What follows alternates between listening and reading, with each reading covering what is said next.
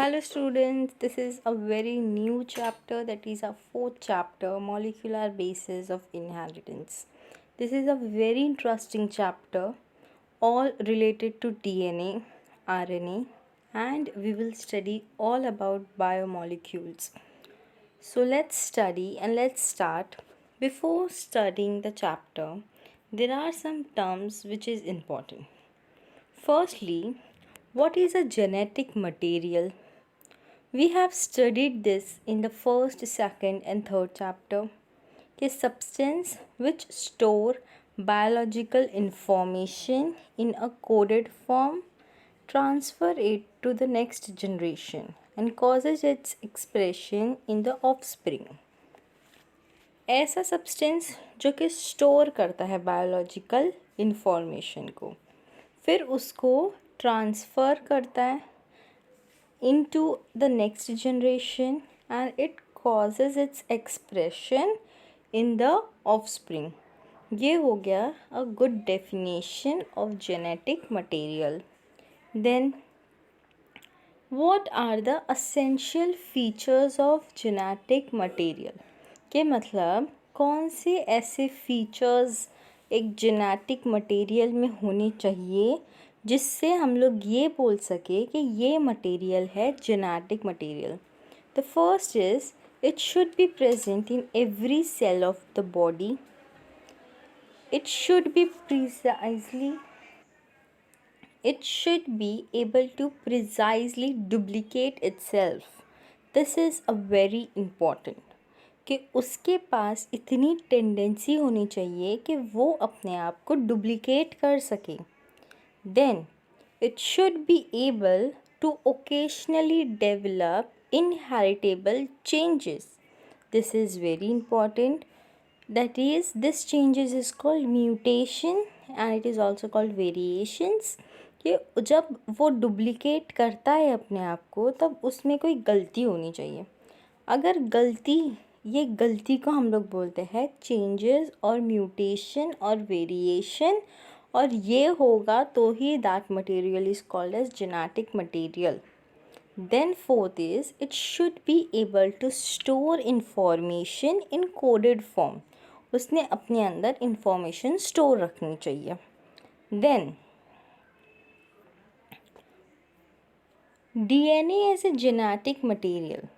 अभी हम लोग ने पहले पढ़ चुके हैं ये क्रोमोसोम्स के बारे में थर्ड चैप्टर में. तो हम लोग ने वहाँ क्या पढ़े थे कि Sutton and Boveri proposed that genetic information is passed between generations by chromosomes. It took many years to clarify whether genetic material was DNA or protein of the chromosome. Like whatever the cell के अंदर जो nucleus होता है वो क्या होता है, वो प्रोटीन है और जेनेटिक मटेरियल है. तो लोगों को पिछले जो साइंटिस्ट थे उन्हें बहुत कन्फ्यूजन था इस बात का कि वो जेनेटिक मटेरियल प्रोटीन है या वो जेनेटिक मटेरियल डीएनए है. फिर इस पे सालों तक इस बात पे बहस चली कि वो प्रोटीन है जेनेटिक मटेरियल या डीएनए है. तो उसके बाद क्या होता है कि प्रोटीन के हम लोग ने क्वालिटीज़ देखा. वो लोग ने दिस इज़ प्रोटीन. तो प्रोटीन का मतलब होता है of the first rank. Okay. Then earlier protein was thought to play a role of genetic material. ये जैसे मैं अभी बताई. Then this are micromolecules and show enormous varieties. ये मैक्रोमोलिक्यूल्स मतलब सबसे बड़े मॉलिक्यूल होते हैं एंड इनके अंदर बहुत सारे वैराइटीज़ होते हैं. इसके बहुत वैराइटीज़ है प्रोटीन के. Then this exhibit great specificity of function. इसके अंदर बहुत सारे फंक्शंस है. This have no mechanism of duplication. So this do not qualify to act as genetic material. अब हम लोग ने जेनेटिक मटेरियल का एक स्पेसिफिकेशन क्या पढ़े थे कि उसके अंदर क्वालिटी होनी चाहिए to duplicate. But protein can not duplicate itself, protein अपने आप का डुप्लीकेट वर्जन नहीं बना सकता, so this do not qualify to act as a genetic material. तो यहाँ पे प्रोटीन स्टॉप हो गया। वन थिंग, ह्यूमन बॉडी में कौन सा प्रोटीन होता है? Yes, it is collagen. Then next slide में डीएनए एज जेनेटिक मटेरियल। जब डीएनए जेनेटिक मटेरियल हुआ तब क्या फाइंड हुआ? It is found in the cells, ये तो सबको पता है, and all somatic cell of a given species contains some amount of DNA. Then it exhibit infinity variety, बहुत सारे variety है इसमें। And fourth, it duplicates its genetic information, अपना genetic information ये डुप्लीकेट कर सकता है, मतलब जो जो क्वालिटीज़ जेनेटिक मटेरियल की थी वो सारे क्वालिटीज़ डीएनए के हैं। देन फर्स्टली जब हम लोग डीएनए के बारे में एग्ज़ाम में या फिर कहीं भी स्कूल्स में बनाते हैं तो हम लोग क्या बनाते हैं, इस तरीके का डायग्राम बनाते हैं। But this is wrong. Actual diagram है ये जो दो स्ट्रैंड्स है डीएनए के वो एक दूसरे के साथ इंटरैक्ट नहीं करते, वो एक दूसरे के साथ पैरेलल है, मतलब दोनों साथ चलते हैं। ओके, जैसे ये ऐसा चल रहा है तो उसके पीछे ये भी उसके साथ चल रहा है, दोनों कभी एक दूसरे के साथ इंटरैक्ट नहीं करते। This is one thing to remember. Then DNA is genetic material. Its copies are precisely distributed to daughter cell. ये तो सबको पता है कि वो डॉटर सेल में अपनी डुप्लीकेट कॉपीज़ डालता है। DNA जो है वो डुप्लीकेट कर रहा है, इसका शॉर्ट में ऐसे है। फिर इट स्टोर्स जेनेटिक इंफॉर्मेशन, वो जेनेटिक इंफॉर्मेशन को स्टोर भी करता है। And it develops mutation, mutation मतलब वेरिएशन, जो कि बहुत इम्पॉर्टेंट है। देन डिस्कवरी क्या हुई? डीएनए का फुल फॉर्म क्या है? Deoxyribonucleic acid. Okay, deoxyribonucleic acid. अब इसकी डिस्कवरी के बारे में पढ़ते हैं। Nucleic acid were first isolated by Friedrich Miescher in 1869 from nuclei of pus cell. Then he named them as nuclein. Okay. Then Altman in 1889 renamed nuclein as nucleic acid because of its acidic properties. Okay, उसने उस nuclein को nucleic acid क्यों बोला? क्योंकि उसके अंदर acidic properties है। तो यहाँ पे जो इतने साइंटिस्ट के नाम हैं वो याद रखने। ओके, देन अब ये जो डीएनए है ये प्रोकैरियोट्स में भी होता है और यूकैरियोट्स में भी होता है।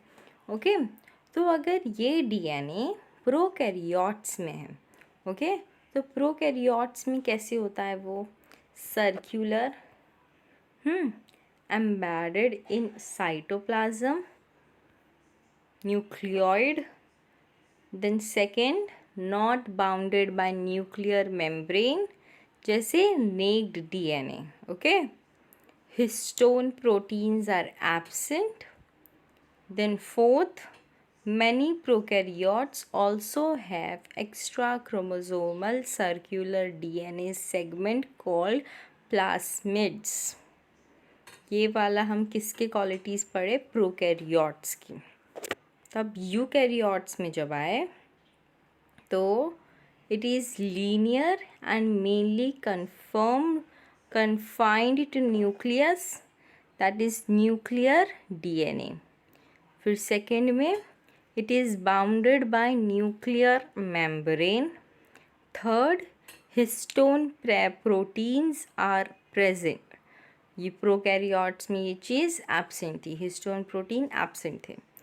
फोर्थ में small quantity of DNA is also present in mitochondria and plastid extranuclear DNA. तो ये हो गया इनका अकरेंस. कहाँ कहाँ अकर हो रहे? यूकैरियोट्स में भी हो रहे एंड प्रोकैरियोट्स में भी हो रहे. Clear students? Then quantity of DNA. DNA की क्वांटिटी क्या है? DNA content is mostly constant in all cells of a species. DNA content is doubled before cell division. Gametes have half amount of DNA.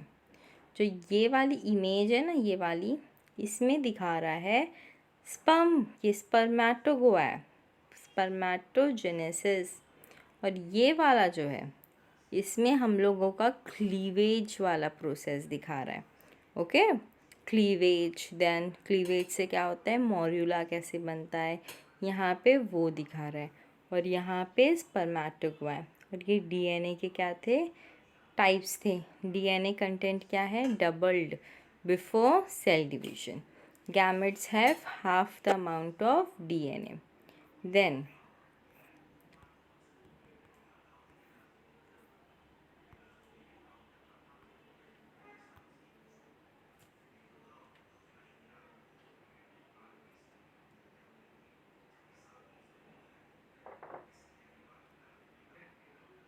Length of DNA. DNA का length क्या होता है?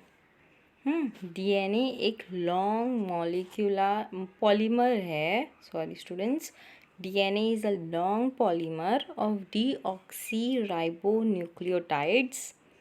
Then length of DNA is usually defined as number of nucleotides or a pair of nucleotides present in it. मतलब मैंने क्या बोला, pair बोला. Okay. फिर length of DNA is a characteristic of an organism. जैसे ये जो अभी आपके सामने ये वाला इमेज दिख रहा है, यह है इस्चेरिचिया कोलाई. ओके. तो इसकी जो लेंथ है न्यूक्लियस की वो कितनी है, 4.9 इंटू 10⁶. क्लियर? ये हो गया length of DNA. Then comes structure of DNA.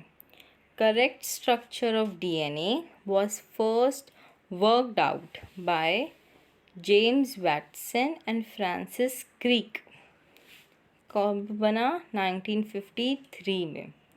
Their double helix model of DNA was based on Chargaff's rule for base pairing and X-ray diffraction pattern of DNA. अब ये दोनों रूल्स के बारे में हम लोग आगे पढ़ेंगे. तो first worked out by James Watson and Francis Crick. Then Chargaff's rule क्या है कि Erwin Chargaff formulated important generalisation about DNA structure. This are called Chargaff's rule and are summarized as purines and pyrimidines are always equal in amount, that is A plus G equals to T plus C. Amount of adenine is equal to thymine, that is A equals to T and G equals to C.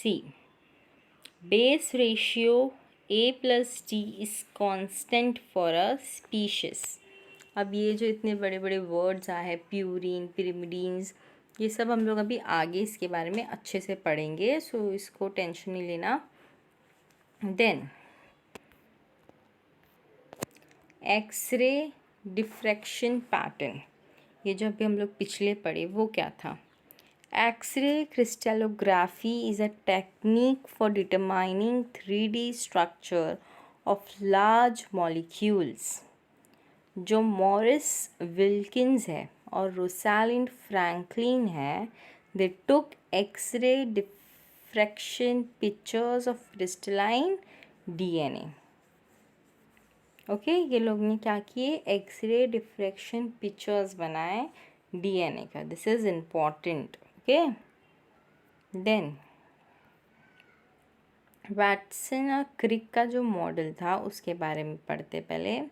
जो Watson और क्रिक थे, along Wilkins received Nobel Prize in 1962 for double helical model of DNA. This model has following important features. अब इस model के क्या क्या features थे वो देखते हैं. तो क्या था, 2 polynucleotide chain और strands, backbone of DNA strand and third was polarity. अब ये तीनों के बारे में हम लोग एक एक करके स्टडी करेंगे. एंड कुछ इम्पॉर्टेंट फीचर्स थे इस मॉडल के. तो वो क्या थे, antiparallel strands, DNA duplex, complementary base pairing, glycosidic and phosphodiester bond, hydrogen bond. सब हम लोग अभी एक एक करके इसके बारे में स्टडी करने वाले हैं. ओके देन पॉलीन्यूक्लियोटाइड चेन और स्ट्रेन, पहले ये देखते हैं. तो DNA is formed of 2 polynucleotide chain. Remember कितनी पॉलीन्यूक्लियोटाइड चेन है, 2. That is deoxyribonucleotides. और each deoxyribonucleotide is formed by cross linking of deoxyribose sugar, nitrogenous base and phosphoric acid. Okay ये पूरे जब एक दूसरे के साथ फॉर्म करते हैं, एक दूसरे के साथ लिंक करते हैं, तो हमें हमारा स्ट्रेन या फिर चेन मिलता है. ओके तो अभी हम लोग एक एक करके इनके बारे में भी स्टडी करेंगे. तो पहले आता है नाइट्रोजनस बेस. ओके तो नाइट्रोजनस बेस जो होते हैं, there are 4 types of nitrogenous base जो कि अकर होता है इन डीएनए. जो अभी हम लोग पढ़े ना, प्यूरीन एंड पिरिमिडीन्स, वो. तो प्यूरीन्स के 2 टाइप होते हैं, एडिनाइन एंड ग्वानाइन. पिरिमिडीन्स के 2 टाइप है, थाइमीन एंड साइटोसिन. ये जो ऊपर थाइमीन लिखा है इसके बारे में तुम लोग अच्छे से स्टडी करें, गूगल करें एंड क्या होता है वो याद रखें. Okay then nitrogenous base is of 2 types, purine pyrimidines. and purine के 2, adenine guanine. pyramids के 2, thymine cytosine. and then अब ये प्यूरीन और pyrimidine क्या होते हैं. ओके तो purine is large sized nitrogen containing biomolecules and पिरिमिडीन्स क्या है, small sized nitrogen containing biomolecules. Purine large है तो इसमें कितने मेंबर्स है, 9 मेंबर्ड डबल रिंग. पिरिमिडीन्स छोटा है, स्मॉल है, तो इसके मेंबर्स है 6 membered single ring. Then purine जो है, it contain 4 nitrogen atom at 1, 3, 7 and 9 position. and pyrimidine जो है, it contain 2 nitrogen atom at 1 and 3 position. Okay students तो ये था इन दोनों का डिफरेंस. देन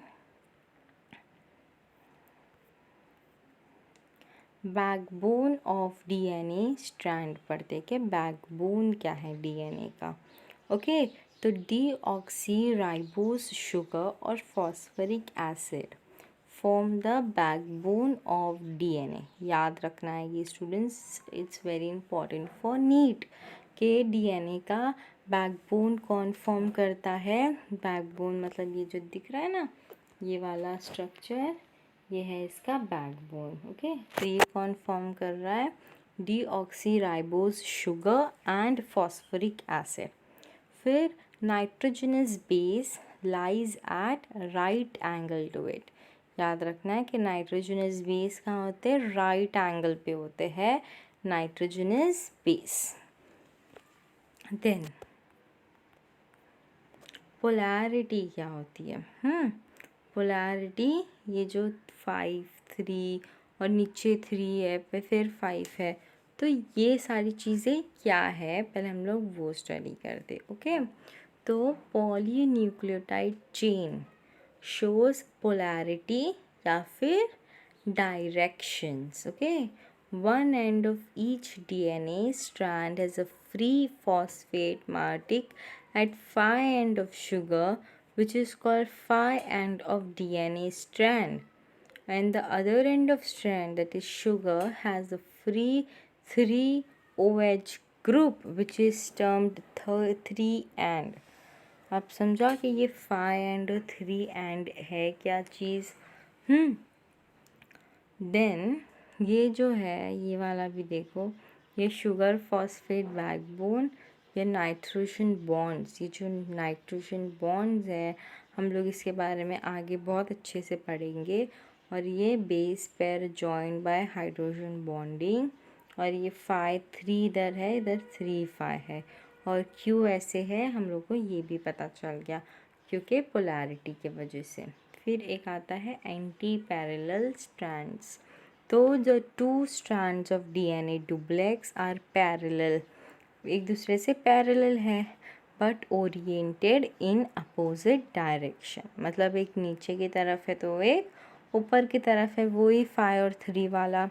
फिर जो एंटी पैरेलल स्ट्रैंड्स है form a right handed helix, ये लोग एक राइट हैंडेड हेलिक्स बनाते हैं। Then the phi end of one strand lies opposite to 3 end of other, and one strand is oriented in phi के सामने 3 direction and the other is 3 के सामने 5 direction. इस तरीके से उनका डायरेक्शन होता है, इसको हम लोग बोलते हैं एंटी पैरेलल स्ट्रैंड। फिर उसके बाद कॉम्प्लीमेंट्री बेस पेयरिंग क्या होती है। ओके, तो base pairing is the pairing formed in DNA double helix between purine of one strand and pyrimidine of the second strand.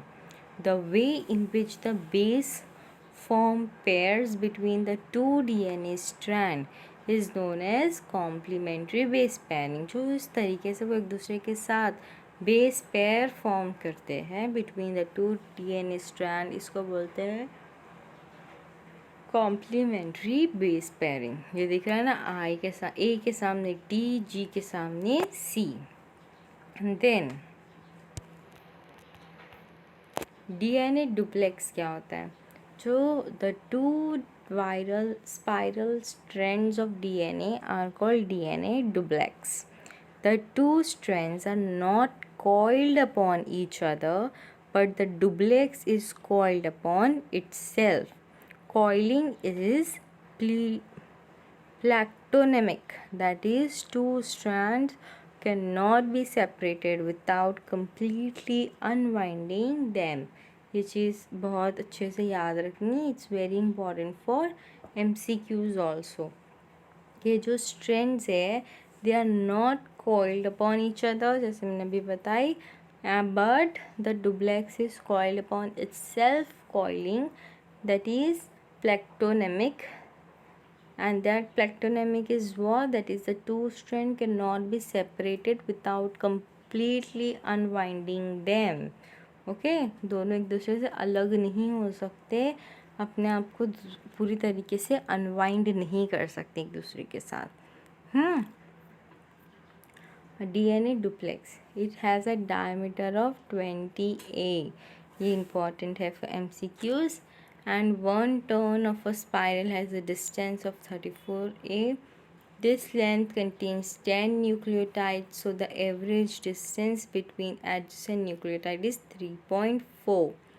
And these are 2 major types of alternate grooves, एक है major Grove, एक है minor Grove. Major Grove की length है 22, minor Grove की length है minor Grove की length है 12। ओके स्टूडेंट्स, तो ये था डीएनए डुप्लेक्स का सब लेंथ। देन ग्लाइकोसिडिक और फॉस्फेडाइस्ट्रिक बॉन्ड बचा। The nitrogen bases are attached to carbon 1 of deoxyribose sugar through glycosidic bond. Okay, this bond between two adjacent nucleotide of two adjacent sugar molecule at 3 and 5 position with phosphate group is called phosphodiester bond. Phosphodiester bond क्या होता है वो समझो, और glycosidic bond क्या होता है वो भी समझना है।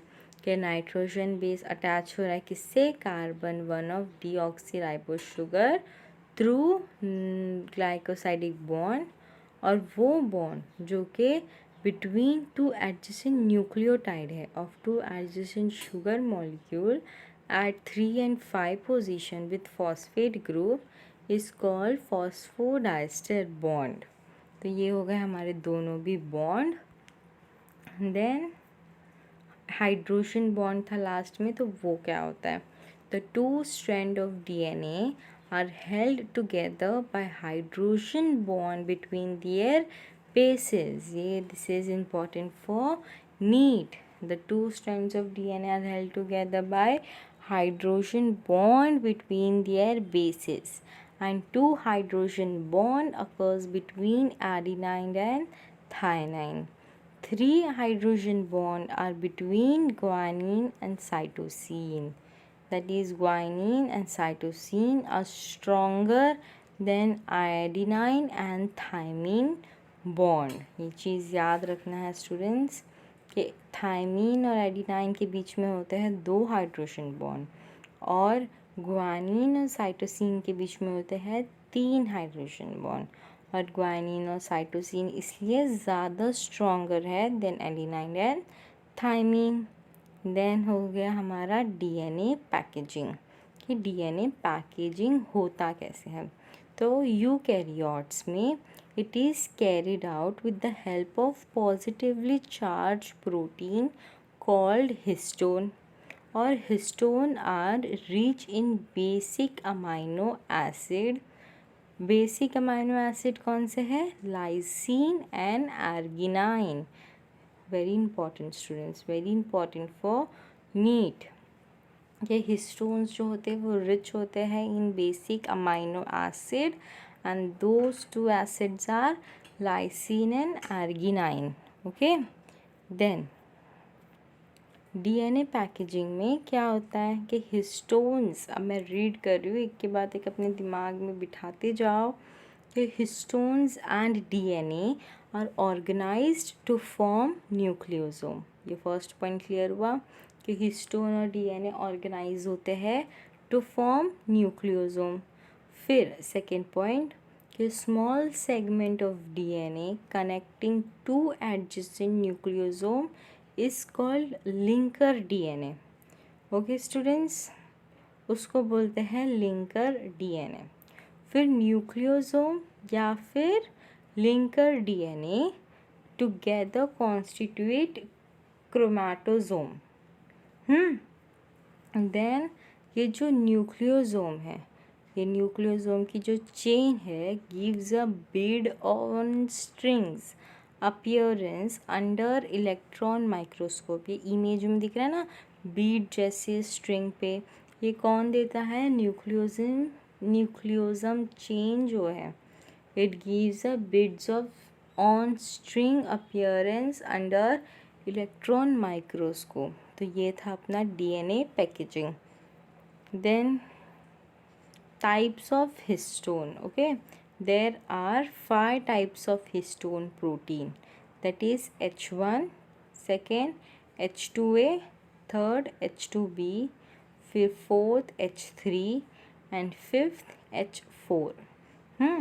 Then H2A, H2B, H3 and H4, they occur in pair to form histone octamer, and this histone octamer are called core of nucleosome और न्यू बॉडी या फिर न्यू बॉडी। ओके, और जो H1 है is attached over the linker DNA. Clear students, के types of stone कितने हैं। Then histone DNA interaction. अब हिस्टोन और डीएनए का क्या इंटरैक्शन होता है कि हिस्टोन का जो प्रोटीन है it contain positively charged basic amino acid. हम लोग पहले पढ़े थे कौन सा amino acid, lysine and arginine. And DNA is negatively charged due to phosphate group on its backbone. ये भी सही है कि हिस्टोन पॉजिटिव है, डीएनए नेगेटिव है। The result of this opposite charge is obviously strong attraction and high binding affinity between histone and DNA। क्यों? क्योंकि इनमें दोनों में opposite charges है। Then solenoid model of folding पढ़ेंगे हम लोग। ओके, तो the beaded string is coiled to form cylindrical coil या फिर सेलेनॉइड हैविंग 6 न्यूक्लियोसम्स पर टर्न। कितने रहते हैं? 6 न्यूक्लियोसम पर टर्न। फिर ये जो न्यूक्लियोसोमल ऑर्गेनाइजेशन है has a thickness of 10 mm which gets further condensed and coiled to produce solenoid of 30 mm diameter। फिर ये जो solenoid structure है further coil to produce chromatin fiber of 300 nm and chromatid of 700 nm and ultimately metaphase chromosome of 1400 न्यूमीटर diameter. अब समझा कि पहले क्या रहता है? बीडेड स्ट्रिंग, कॉइल होते टू फॉर्म सिलेंड्रिकल कॉइल और सेलेनॉइड, और कितने होते हैं उसमें? 6 न्यूक्लियोसम होते हैं पर टर्न। फिर ये जो न्यूक्लियस ऑर्गेनिज्म उनका थिकनेस होता है 10, जो कि फर्दर कंडेंस्ड एंड कॉइल्ड होके प्रोड्यूस होता है सेलेनॉइड ऑफ 30 डायमीटर। फिर सेलेनॉइड स्ट्रक्चर फर्दर कॉइल होता है to form chromatin fibre of 300 nm and chromatid of 700 nm and ultimately metaphase में क्रोमोसोम हो जाता है ऑफ 1400 nm डायमीटर। तो ये था अपना सेलेनॉइड मॉडल ऑफ फोल्डिंग। फिर ये भी देखिए शॉर्ट रीजन है ऑफ डबल हेलिक्स। फिर based on a string form of chromatids कैसे साइज में इंक्रीज हो रहा है देखो। फिर 10 mm chromatin fibre of packed nucleosome, अब कितना साइज है इसका? 300। फिर section of chromosome in an extended form, इधर भी 300। फिर कंडेंस सेक्शन ऑफ क्रोमोसोम 700 हो रहा है।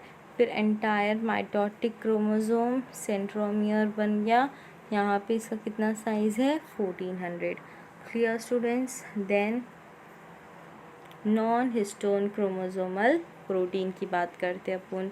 तो नॉन हिस्टोन की जब हम लोग बात करते हैं तो इसमें क्या होता है? Packaging of chromatin at higher level additional set of proteins. याद रखना that it is a packaging of chromatin at higher level additional set of protein.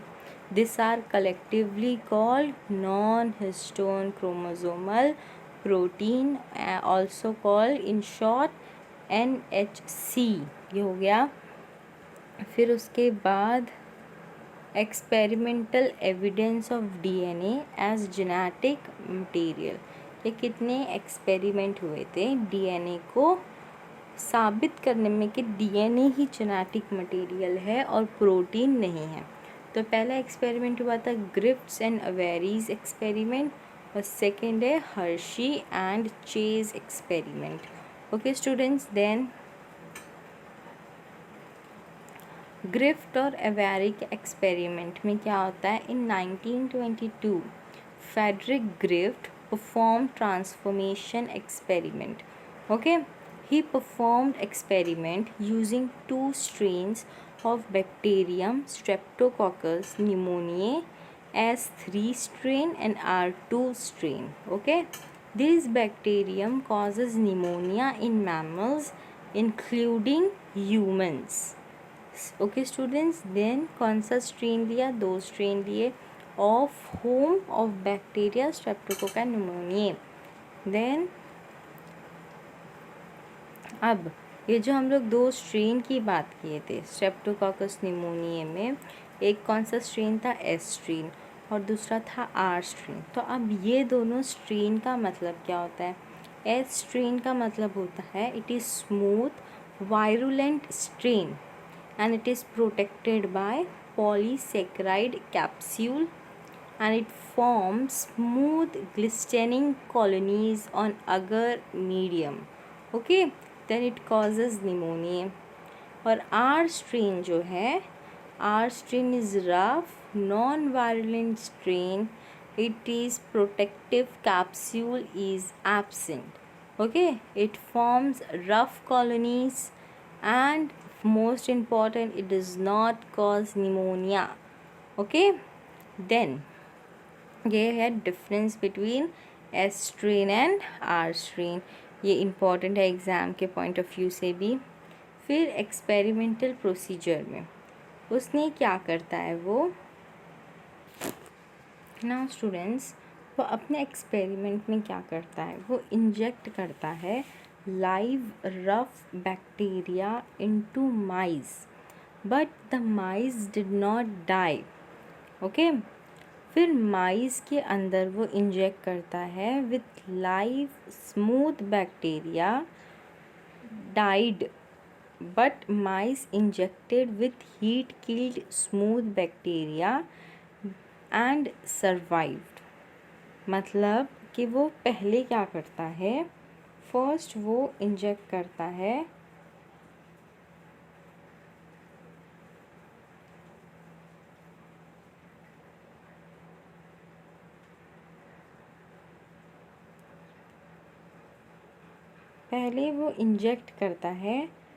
Bacteria of strain R to mice. Okay, first वाले में दिख रहा है ना, and the mice survived because it did not develop pneumonia.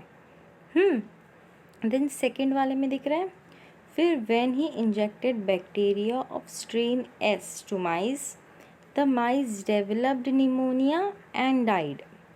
Okay, फिर third वाले में in the third experiment he injected heat killed strain S bacteria to mice and once again the mice survived. Okay, फिर in the fourth वाले में, in fourth experiment में दिखाई दे रहा है ना कि वो क्या करता है, he mixed heat killed S bacteria with live bacteria of strain R and injected to mice. फिर से जो माइस होता है वो डाई हो जाता है and Griffith recovered large number of live strain S bacteria from the blood of a dead mice. समझा? फिर in this 4 experiment something had caused harmless strain R bacterium to change into deadly S strain bacterium. Griff showed that the change was genetic. He suggested that ये जो genetic material है from heat killed strain S bacterium had somehow changed the living strain R bacterium into strain S bacterium. समझा? फिर इसने क्या conclude किया, that the R strain bacterium must have taken up to what he called a transforming principle from the heat-killed S bacterium, which allowed R strain to get transformed into smooth-coated bacterium and become virulent. तो इसके experiment से हमें ये पता चला। Then ये भी experiment ग्रिफ्ट का है। वो क्या करता है, यहाँ पे भी देखो, जब भी पिछले हम लोग 2 पढ़े, यहाँ पे और 2 है, पहले उसने पिछले हम लोग 2 पढ़े थे ना, अब यहाँ पे ही injected mice with mixture of live rough bacteria and heat killed smooth bacteria. फिर this mixture cause pneumonia and killed the mice. फिर जो live smooth bacteria were obtain from blood of dead mice, ये था इसका experiment. फिर उसके बाद Griff concluded that some transforming principles, that is chemical substance, from dead smooth bacteria has entered into living rough bacteria and transformed it into smooth bacteria. समझा? Then ये जो transformed smooth bacteria है, it recovered from dead mice produce smooth bacteria when grown in a culture. Clear students? Then ये था इसका conclusion. ग्रिफ्ट की problem, मतलब उसने क्या प्रॉब्लम फेस किया. Griffith was not able to know the role of mice in change of bacterial strain, and secondly component of S strain bacteria which got virulence. ये था उसका प्रॉब्लम कि ये सब प्रॉब्लम्स की वजह से फिर से उसका एक्सपेरिमेंट रुक गया. फिर एक दूसरा आया एवेरी. ओके, Avery in 1944, O.T. Avery, C. MacLeod, M.C. Carty. Okay, separated extracts of smooth virulent bacteria into protein, DNA and carbohydrate fraction. ये लोग बहुत स्मार्ट थे, ये लोग ने एक्सट्रैक्ट करे, सेपरेट करें. ओके, फिर each fraction was separately added to a culture medium containing live rough bacteria. फिर ये लोग ने एक एक करके ऐड किए. ओके, देन फिर क्या होता है, the culture which received DNA fraction from virulent bacteria produced smooth bacteria. Okay, and this proved that DNA was transforming agent. फिर when DNA fraction was treated deoxyribonuclease enzyme, it became inactive, and this confirmed that DNA is a genetic material and it is not destroyed if cells are killed with heat. Okay, समझा? ये था किसका experiment, अवेरी का experiment. फिर उसका transformation क्या होता है, देखो. It is a permanent inheritable change in one strain of bacteria by a substance isolated from another strain of bacteria. Okay, and the substance which bring about transformation is called transforming agents. This is important. Then फिर आया Hershey and Chase experiment. Alfred D. Hershey and Martha Chase performed experiment in 1952 using viruses that infect bacteria. Okay, such viruses are called bacteriophages. ऐसे viruses जो कि infect करते हैं bacteria को, उसको क्या बोलते हैं, बैक्टीरियोफेजेस. फिर ये जो बैक्टीरियोफेज थे, get attached over the surface of bacterium and insert its genetic material into bacterial cell. Okay, then ये हर्शी एंड चेज एक्सपेरिमेंट को ब्लेंडर एक्सपेरिमेंट भी बोलते हैं. Then experiment was perform using Escherichia coli and bacteriophage T2. T2 bacteriophage has a DNA core and a protein coat. Okay, then ये T2 phage inject its DNA core into bacterium but the protein coat remains outside. Okay, then Hershey and Chase के experiment का कोई procedure था. पहले वो लोग ने labelling किए, देन इन्फेक्शन, फिर ब्लैंडिंग, फिर सेंट्रीफ्यूगेशन.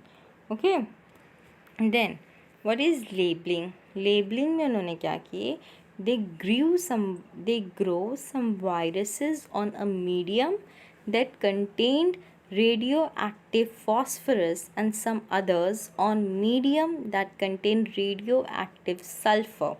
Okay, फिर viruses grown in the presence of radioactive phosphorus contained radioactive DNA but not radioactive protein, because DNA contains phosphorus but protein does not.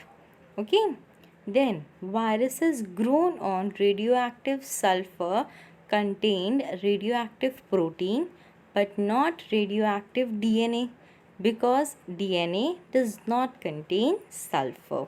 इतना समझा? वायरसेस को वो लोगों ने रेडियो एक्टिव फॉस्फोरस और रेडियो एक्टिव सल्फ़र पे grow किया.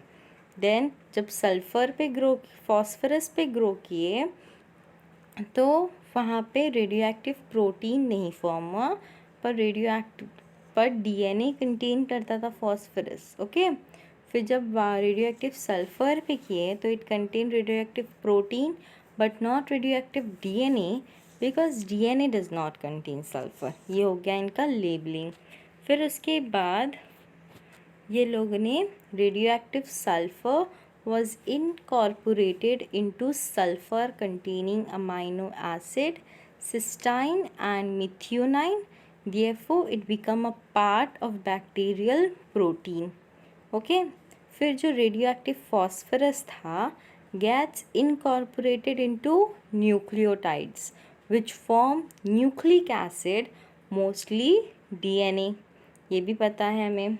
Then ये था इनका लेबलिंग वाला पार्ट. ये लोग ने पहले लेबलिंग किए, फिर इन्फेक्शन, फिर ब्लेंडिंग, फिर सेंट्रिफिकेशन किए. ये इनका डायग्राम है हर्शी एंड चेस एक्सपेरिमेंट का. फिर उसके बाद इन्फेक्शन कैसे हुआ. Both type of labelled phages were allowed to infect normally cultured bacteria into separate experiment. फिर उसके बाद DNA was introduce and protein coat was left out. यहाँ हो गया इन्फेक्शन. फिर ब्लेंडिंग कैसे हुई. As the infection proceeded the bacteria was agitated in a blender to break the contact between viruses and bacteria. जैसे इन्फेक्शन हुआ, जो bacteria था वो agitated in a blender to break the contact between viruses and bacteria. हम लोग ने पिछले बार देखा ब्लेंडिंग में. देन सेंट्रिफिकेशन में क्या होता है. The virus particle will separated from the bacteria by spinning them into a centrifuge. Heavier bacteria settle down in a form of pellet. Okay, और जो सुपरनेटेंट होते हैं contains lighter viral coats which do not enter bacterial cell. इतना समझा. कितने हो गए. 2, एक हैवियर एक लाइटर. हैवियर जो है वो बैक्टीरिया, लाइटर जो है वो वायरल कोट है. Then pellets as well as supernatant was analysed. Then phage with labeled protein did not make bacteria labeled. Then radioactivity was restricted to supernatant which contained only empty phage capsids. Okay. Then analysis. इसका analyze क्या हुआ. The progeny of the two types of bacteriophage was again tested for radioactivity, and the radioactive was absent in the viruses derived from parents having labeled protein, and the virus derived from parents having labeled DNA poses radioactivity. This shows that the genetic material is DNA and not the protein. अब समझा कि ये experiment का क्यों analyse हुआ. तब यहाँ पे अपना हर्शी एंड चेज एक्सपेरिमेंट और कौन सा एक्सपेरिमेंट था, एवेरी का, and one more is of Griffith. ये तीनों भी एक्सपेरिमेंट ख़त्म होते हैं with all the DNA part. अभी हम लोग नेक्स्ट वीडियो से डीएनए रेप्लिकेशन स्टार्ट करेंगे. So thank you students and study everything. थोड़ा डिफ़िकल्ट है, स्लोली करके करो. You will find everything very easy and very interesting. ये 3 एक्सपेरिमेंट है, Hershey, Avery and Griffith. These 3 experiments are very important as exam point of view and exam में इसके diagrams के साथ पूछता है. So students, study everything and watch all the videos whatever I am going to upload, and thank you.